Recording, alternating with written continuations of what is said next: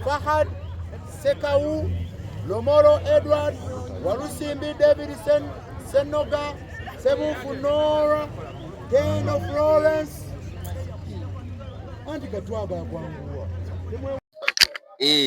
ono y'omu ku bakulembeze ab'eggombolola eno era ye kansala akiikirira eggombolola ya Mmende ku lukiiko olwa disitulikiti ey'e Wakiso oba gye wandiise paaliyamenti y'e Wakiso. Ssebo sooka weeyanjulire ku bulabi waffe wa KSTV. Erinnya Mathias Birungi Ssemujju, kansala akiikirira eggombolola y'e Mmende ku kiiko lwa disitulikiti y'e Wakiso. Era munnakibiina malayo munnakibiina ekya National Unity Platform Ssaabakunzi wa NUP mu ggombolola y'e Mmende ate ne mu constituency ayinayo ebifo eby'amaanyi okulaba nti tunyweza NUP kuva ddala ku byalo. Nga gwe munnakibiina kya NUP okulonda kuno olaba kutandise kutya era okutuuka ku budde buno wetuli?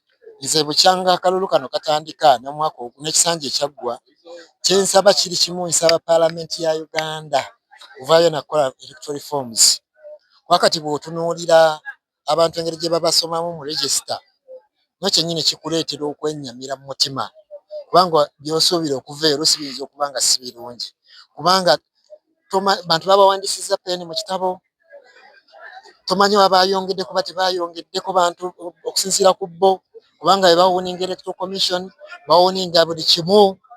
Ogenda okulaba nga nze kusaidi eyange nga NUP okusuubira okuggyayo obuwanguzi si kyekiri awo ekyangu okusinziira ku nkola ekolebwamu.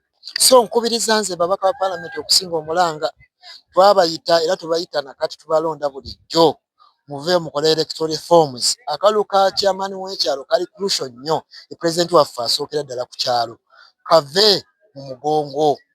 Ebiseera ebisinga bannakibiina kya NUP oba ab'oludda oluvuganya mutera okugamba nti okulonda bwe kubeerawo mutera okugamba bakwata mu kalulu nti ebivudde ku polling station si bye bituuka ku ttale center. Ate ku mulundi guno ka mugongo nako mugamba katyamu. Ekituufu kye ki? Kati bw'otunuulira bitundu ebisinga obungi abantu ababeera mu bitundu tubamanyi. Ekyalo tekibeeranga constituency era tekibeeranga disitulikiti osobola okutuuka omuntu nga tomulabangako. Bw'obanga oli mutuuze wa kitundu kitegeeza nti obeera muki, obeera mutuuze era ng'omanyi bani abo abalonda. Singa ab'oku kyalo bokka be bavunaanyizibwa ku kulonda obukulembeze kitegeeza nti tusobola okufuna obukulembeze obulungi. Singa era abali mu register be bakkirizibwa okulonda era be balonda bokka kitegeeza tujja kufuna okalulu ak'amazima n'obwenkanya. Naye bwe tunaaba nga tukyali mu mbeera eno ng'ono ayingira naye otondera wennyini tewali seefu olaba bataddewo obuguwa naye abantu bali mu nkumi bayimiridde. Olaba bwe kunaatandika obuguwa bunaabatangira okuyingiramu oba tebuusobole. Kyova olaba ebiseera bisinga tusaba electoral reforms zijje. Nze nzoogerako nnyo olw'ensonga nti omuntu bw'ojja n'olonda akalulu ko ate bino bitandise kati ssebo. Nati ekibuuzo kyange kiri nti akalulu ak'omu box mutera okugamba kakwatibwamu kyokka n'ako mugongo nga mulaba musimbye nako mugamba si ka bwenkanya. Akalulu mu Uganda mwandyagadde katambule katya mubeere nga muli bamativu? Kati ali eyo alaba KSTV bw'aba nga tamanyi byagenda mu maaso mu kalulu kawedde nabibadde bibeerawo mu babadde bujja akawedde kabadde kanjawulomu. Katya nti abantu bonna abaawangula be baawa obuwanguzi bonna talina gwesobola saba declaration form z'amuwanguza ng'azirina. Naye aba NUP declaration form bazikola ki? Bazirina nti obuntu baabukola ki? Baabuwangula mazima n'obuki n'obwenkanya. Naye gwe ne balangirira be bakola ki? Ne balangirira be baagala. So kye tusaba kiri ki? Ebiseera ebisinga oyinza okugamba nti akalulu akasekweti bakabba naye okubba kwako kutono nnyo okusinga akali open. Kubanga akali open singa tubadde tulina kizimbe nti mwe tuyingira ne tulonda nga si wantu wali open ekika kino awo osobola okubeera omugumu. Naye kati ne bw'ogamba nti akalulu baakabba nga bagamba bwakabbibwa omulundi oguwedde nkwakyakulabirako mu disitulikiti yange ewakiso gye nkiika nga bwe baakabba. Twava era nga tukakasizza nti akalulu baakakoze eki? Baakabbye kuba tulina declaration form eziraga nti twakola ki? Twawangula akabokisi. Naye kati kano buli ayagala yayingira alonda atalina kulonda alonda. Tesuubira nnyo kyamaanyi kiyinza kuvaamu. Okay, omulabi waffe wa KSTV katukuzzeewo mu studio okulaba nga twongera okutuusa mu bitundu ebyenjawulo. Tubadde ne Mathias Ssemujju kansala owa disitulikiti ku lukiiko oba muyite LC5 ku lukiiko olwa disitulikiti. Nze Kizza Peter, KSTV nkyayongera okutalaaza ebitundu eby'enjawulo.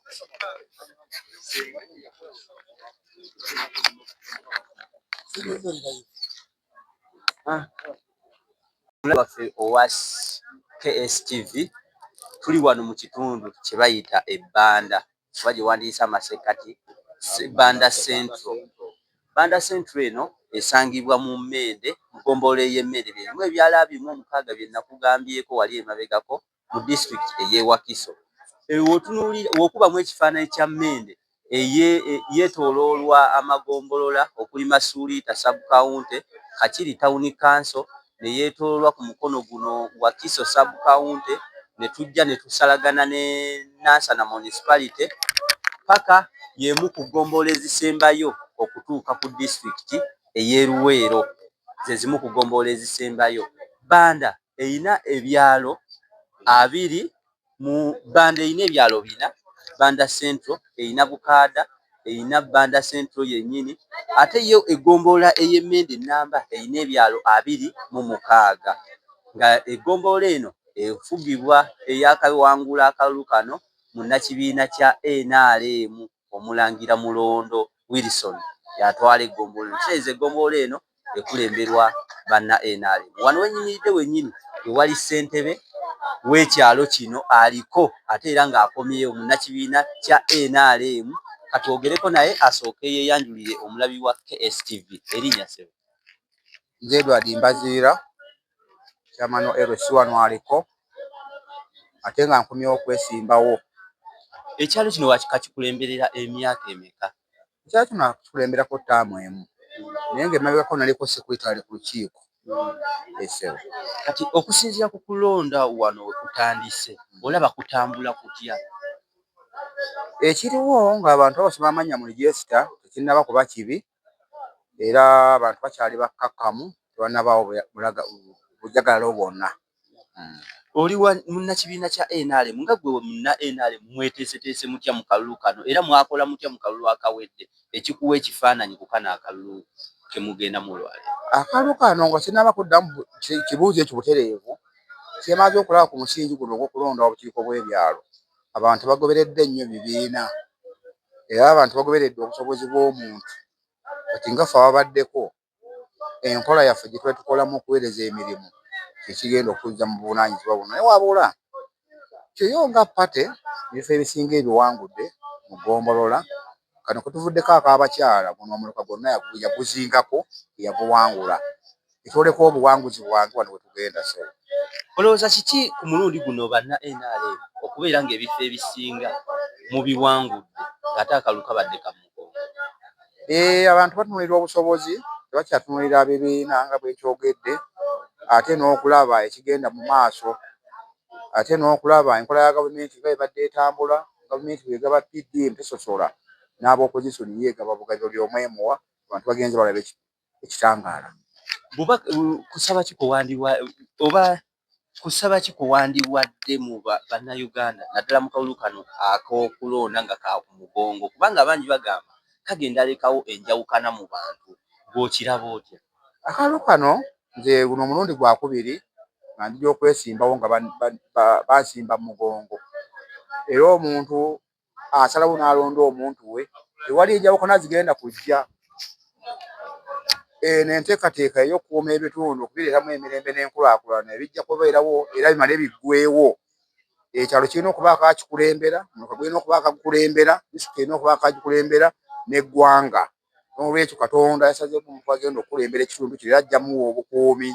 Ezo empalana z'abantu zijja kuggwa era okusimba layini mu migongo tewali buzibu bwekireeta. Obubaka ki bw'oyinza okuwa omuntu singa abeera awangudde eri abo abatamuwagidde? Kakati bw'omala okuwangula bakulabira nti ddala oli mukulembeze, olina okugatta abataakulonda ku baakulonda bonna n'obaweereza. Omukulembeze tawalaana, tasosola, era omukulembeze alimu essuubi y'okusosola abataamulonda nti tajja kukola ku nsonga zaabwe, si mukulembeze.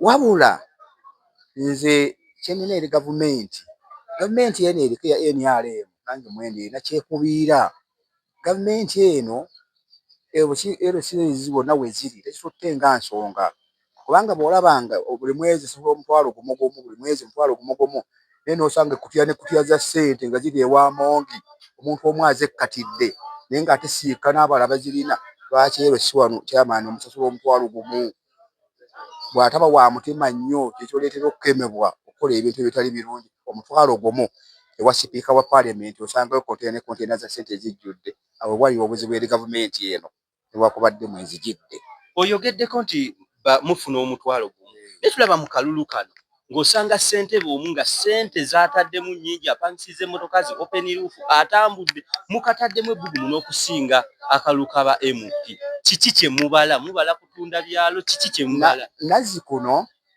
obwami nga buva ku kabaka nga yagaba obwami bwagalwa nze bwe nakulira nga omwami w'omuluka okubeera omwami w'omuluka n'okubeera omukebezi mu kkanisa nakyo kikulu n'okubeera omukulu mu kika kikulu okubeera ku kyalo nga gwe mwami gwekikulembera naye nsonga nkulu tebataddeemu kufunamu nti bagenda kufunamu nnyo okujjukira mutwalo naye ekifutu kyagala okikolera olw'obuvunaanyizibwa bw'obeera ku kyalo nga gwekikulembera kyamaani w'ekitundu naye nsonga nene oba ofuusemuko ow'enjawulo ssewo kwegamba muteekamu lwakuba mwagala ekitiibwa kino ekyoba ssentebe ojjule ate n'okuzimba political career nti otandikirawo ng'obadde onna giwagwega bw'okola profile yo CV yo ngejjula nti aleko Kocha Manuel Siwanu ng'okola CV yo olaba nti kikwongerako omusajja ono yakulemberako ku bantu n'oba olina weeyagala okweyongera kikugundi ng'egejja okulembera abantu bakikulaga nti kikulu nnyo era ekyo olaba nti mu ggwanga muno omuntu okubeera pulezidenti wandibadde nga wabeerawo electoral college ng'omuntu ava eno wansi ng'agenda azimba paka lwatuuka waggulu nga eno wansi yakulemberako abantu isibu tweyanza nnyo omulabi wa KSTV sooka osibule omulabi wa KSTV nakikyo bubaka ki bwe wandiyagadde mu kaseera kano bw'oba oyisa ku KSTV kiseera kino tuli wano omulabi wa KSTV ng'oli eyo naye nga olabira ku kyalo kyange nkubiriza oyangweko nnyo gye muli abatannabagenda gye balondera mugende mwetabe mu kulonda era KSTV njebaza nnyo njebaza nnyo olw'obuweereza bwayo kutuuka ku muntu wa wansi kati nga nze Edward Mpazira bansanze wano ku kyalo kyenkulembera olaba nga obukadde n'obukadde bwa bannayuganda bundaba era buntegedde nti Mpazira Edward gyende TV eno njebaza nnyo tweyanza nnyo omulabi wa KSTV obubaka obutegedde okubeera nga omukulembeze yeebaziza KSTV kitegeeza omutandisi wa KSTV omusumba Solomon Mwesige weebale era obubaka bujja eri ggwe kubanga ewatali ggwe KSTV teyandibaddewo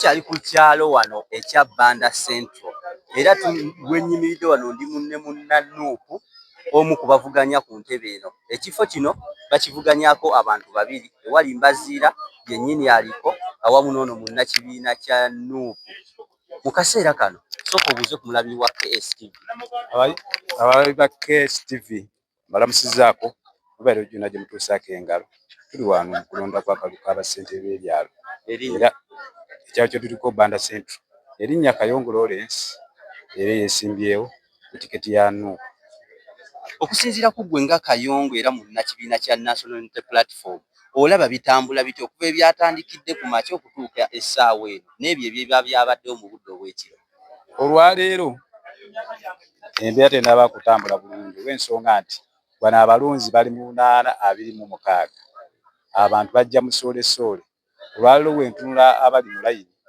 balinga 205 naye tebannaba kukolwako kusoma register ate kubikula banoonya omuntu aye tebamulaba kati kigireize process sisuubira nti ssaawa zinaawera 5 okulonda kuno kunaaba kutandise kubanga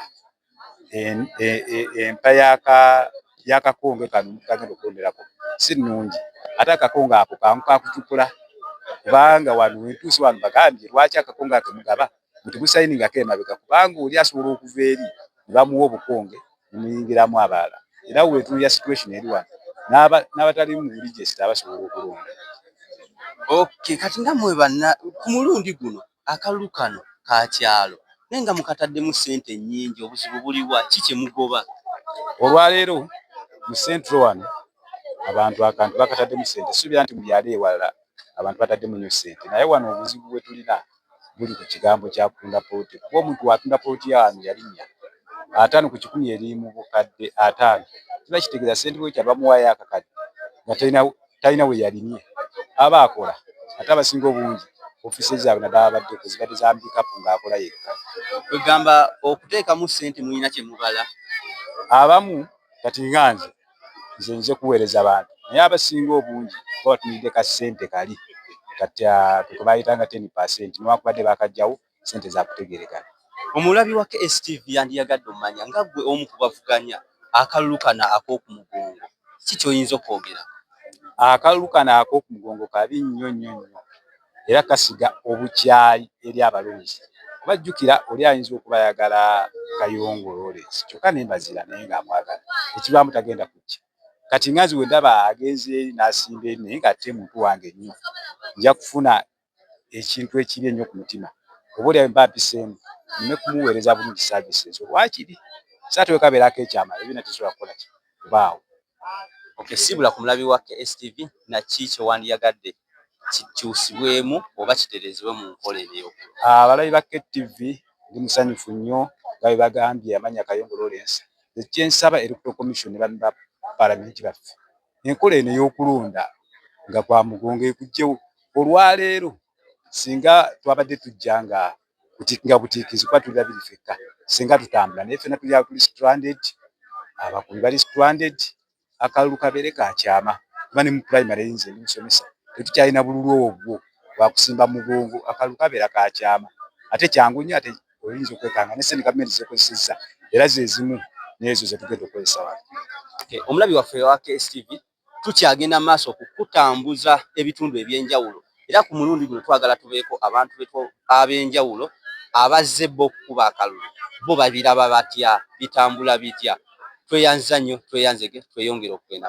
Okay, omulabi waffe wa KSTV kati tukuleetedde omu ku balonzi ye teyeesimbye okuba ekyalo kino kivuganyizibwako abantu 2 ku ntebe ey'obwa ssentebe nga ebiranye eri wakati w'ekibiina kya Nuupu awamu ne NRM. Embeera eno okiraba otya era bitambula bitya mu kitundu? Okusinziira bwe ndaba ebitambula mu kitundu kino ebyokulonda abantu bajimbidde bulungi nnyo, embeera nzikakkamu nnyo, tewali kavuyo konna, kitegeeza nti abantu ebyokulonda babitegeera bulungi ennaku zino. Nabwe kityo okusinziira mu mawulire agali ameekusifu kirabika nga omusajja owa NRM akyaliko waggulu kuba ku mawulire agava ebbali n'ebbali wadde nga owa Nuupu naye tali bubi nnyo naye nga mu kulaba okulu ku tutuufu omusajja we NRM akyatwaza amawulire nga bwe gali. Okusinziira ku ggwe akalulu k'okulonda kano ak'omugongo bw'olaba katambula katya? Kalukomo kwandibadde kalungi naye kasiga obukyayi mu bantu nti singa oli ajja n'agwira omwenge gwe n'ogunywa aye n'odda ku mugongo gw'omuntu omulala oba osize obukyayi mu bantu bali tusaba embeera oluddako bakikyusizeemu tulabe kabeere nako nga kakyama. Okay, erinnya sebo? Erinnya Ntale Yahaya omutuuze w'Ebbanda Central. Okay, omulabi waffe wa KSTV erinnya nze Kiiza Peter katweyongereyo n'okukutuusaako abantu ab'enjawulo katukuddize abali mu studio okuli Mbabazi Patricia awamu ne Benoni Frobisa muzzukulu wa Kisolo. Nze Kiiza Peter nkyeyongera okukutuusaako abantu ab'enjawulo okutalaaga. Kansala yaddise dda alaba babali bubi.